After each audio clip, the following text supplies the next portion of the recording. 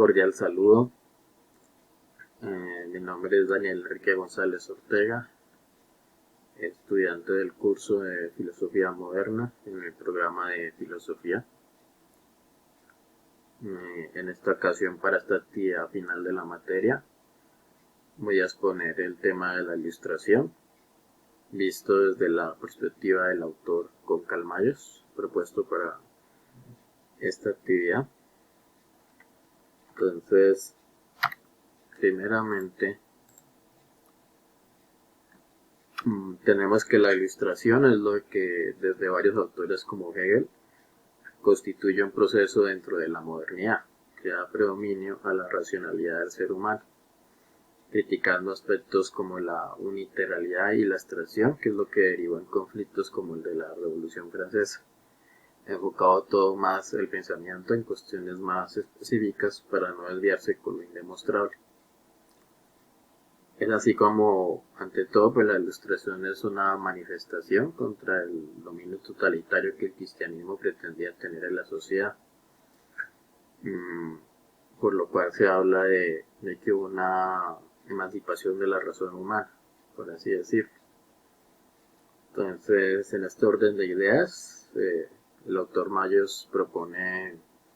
otros varios autores que exponen cuál es lo que consideran de cómo es la situación actual de la ilustración. Entonces,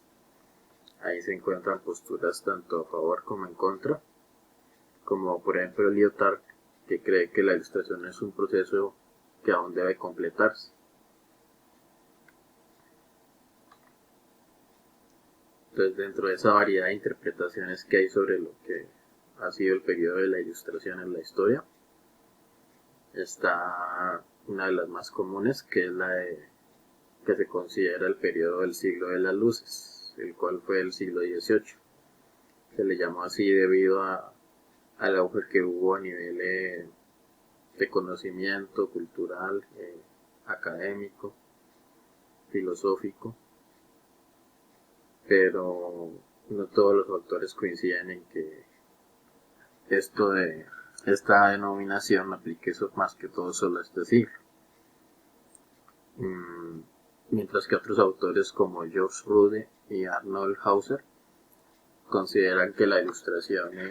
es algo más exclusivo de la filosofía, más no abarca otros ámbitos como el del arte. Luego tenemos a Roland Murger, quien por su parte destaca que no es posible querer abarcar toda la ilustración en un solo sistema o estilo, debido a los muchos temas como ámbitos que implica este momento de la historia. Y es así como finalmente el autor expone que es más acertado hablar de varios tipos de ilustraciones, por así decirlo, en función de los aspectos que se pretenden revolucionar o cambiar. Entonces tenemos que los inicios de la ilustración se remontan al año 1688 y finaliza en el año 1723. Resaltándose ante todo que la ilustración quiso promover un pensamiento libre, y esto conllevó a terminologías como lo que plantea Paul Hazard, que denominó este periodo como una crisis de la conciencia europea, ya que esto ocurrió durante el marco de la Revolución Inglesa, que dio lugar a la monarquía constitucional de Guillermo II de Orange, y también se relacionó con otros acontecimientos culturales importantes de la época. Es por ello que dentro de las fechas en que se sitúa el final de este periodo, tenemos que coincide con el inicio del reinado de Luis XV. Entonces hay que entender ante todo que esta época se caracterizó por los cambios a nivel geopolítico, teniendo Francia en su momento el liderazgo en Europa, pero entonces empezó a entrar en crisis y así mismo le sucedió a España y Portugal, que eran las potencias de ese entonces, y entonces fueron otros países los que fueron cogiendo fuerza en su manera de manejar sus sociedades. Y muchos de estos, de los que antes tenían el poder en ese sentido, se vieron afectados por guerras, como en el caso de España, que la guerra de sucesión los sumergió en tanta pobreza.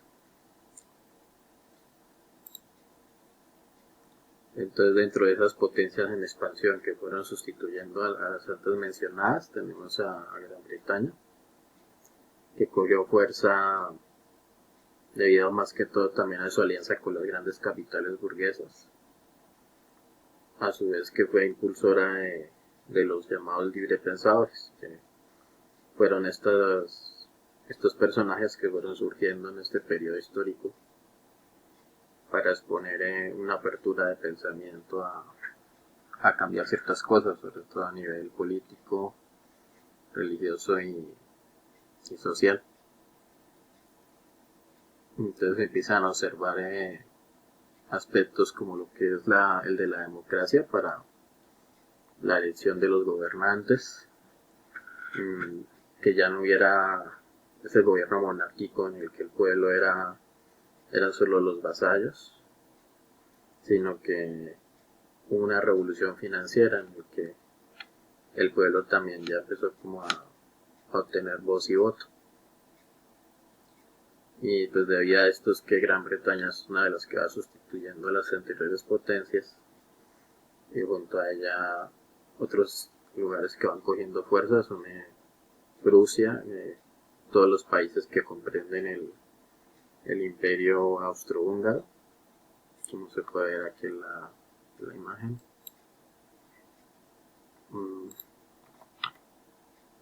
Algunos países que hacían parte del llamado imperio austrohúngaro, y finalmente Rusia. Entonces, dentro de estos personajes denominados como los librepensadores por el autor Mayos, tuvimos a Newton, el cual fue un modelo para la ilustración, debido a que en sus planteamientos se podían apoyar para establecer como una separación entre la metafísica y la ciencia, dejando de lado como esa parte de los racionalistas que solo se basaban en que se poseían ideas innatas, pero dejaban totalmente de lado la acción de los sentidos y la validez de la experiencia, razón por la cual pues se puede considerar que los ilustradores se apartaban de todo sistema que fuera muy totalizador. Está también el aspecto del capitalismo de imprenta, que tiene que ver con ese auge a nivel cultural, como los libros, los panfletos, las revistas,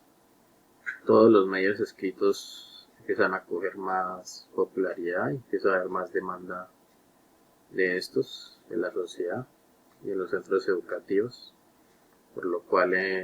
lo académico va cogiendo mucha mayor relevancia. Por otra parte, otros nombres a resaltar en este periodo de la ilustración son el de Meisler, Bailey, Mandeville y Defoe. En el caso de Meisler, él fue un sacerdote que aunque en vida nunca expuso su crítica abiertamente por seguridad de él, al fallecer en sus escritos se reveló como hacía crítica de la religión y quería promover la igualdad de bienes. Bailey por su parte popularizó el escepticismo, y Mandeville fue un médico de la época que todo lo de la anatomía, la biología lo definió como sin censura, como con crudeza, y Defoe trabajó para el gobierno proliberal como idealista y agente secreto, principalmente realizando propaganda antirrevolucionaria. Respecto a los primeros franceses y el resto de Europa, pues aquí podemos destacar a Montesquieu como crítico de la sociedad francesa de su época, a Voltaire, eh, quien se rebela contra las autoridades que quisieran monopolizarlo todo. Hay otros autores en otras partes de Europa, en Italia de Giambattista Vico, quien fue anticartesianista debido a la crítica que le hacía a la física y las matemáticas. Mientras que en el ámbito artístico podemos observar que aunque aún permanecen en el periodo del barroco, eh, todavía ya empiezan a ver las primeras manifestaciones del neoclasicismo. Está la relación con la alta cultura oficial, que es como ese aspecto en el que el autor, Mayos, nos hace ver que a pesar de los avances en este aspecto de lo cultural de Holanda y Gran Bretaña, hay otras partes en lo que lo religioso sigue muy arraigado, otros países, otras partes del mundo, entonces eh, hay como una progresiva ruptura con ese dominio que la iglesia aún mantiene en la educación, lo cual viene desde la Edad Media. De manera que pues se habla de que la nueva monarquía empieza a dar lugar a un proceso de cultura nacional, pero pues la ilustración sigue siendo un proceso relativamente marginado aún, que está en crecimiento y no necesariamente se relaciona solamente con la burguesía. Finalmente tenemos la consolidación como tal de la ilustración, que se considera que se da entre los años 1723 y 1750. Aquí es que surgen esos aspectos filosóficos que se considera que son la base para asentar a futuro los derechos humanos. Eso debía a los temas que varios representantes de la ilustración en esta época abordaron, tales como la naturaleza humana, el papel del Estado y la sociedad, la búsqueda de la libertad. Tenemos, por ejemplo, que Junlut, él argumentó que todo ser humano nacía con unos derechos naturales, como el de la vida, la libertad. Y Kant asoció adecuadamente todo esto con un principio moral universal. Entonces todo esto en conjunto dio paso a eventos importantes como la Declaración de los Derechos Humanos hacia 1948. Entonces es de este tema que podemos observar que parte la tesis principal del autor Mayos, Goncalves Mayos, que es filósofo contemporáneo desde el siglo pasado, de cómo él quiere mostrar en su obra esa relación o papel determinante que tuvo la ilustración para el desarrollo de los derechos humanos, debido a que buscó defender la igualdad y el derecho de todas las personas. Y también por el cuestionamiento que hizo de la monarquía y el poder de la iglesia de ese tiempo. Y es algo que Mayos expone que hoy día sigue siendo un reto de seguir llevando a cabo esto que la ilustración quiso darle inicio, debido a que aún persiste la desigualdad social, la discriminación y la violencia, por lo que es algo en lo que hay, considera el autor que hay que continuar trabajando, sosteniendo el rol clave que tiene la educación para que las personas se informen y tengan conocimiento de sus derechos y así sepan ejercerlos adecuadamente. Entonces esto en síntesis de esta parte del texto propuesto de Goncalves Mayos y su tesis principal que él quiere abordar. Gracias por la atención prestada.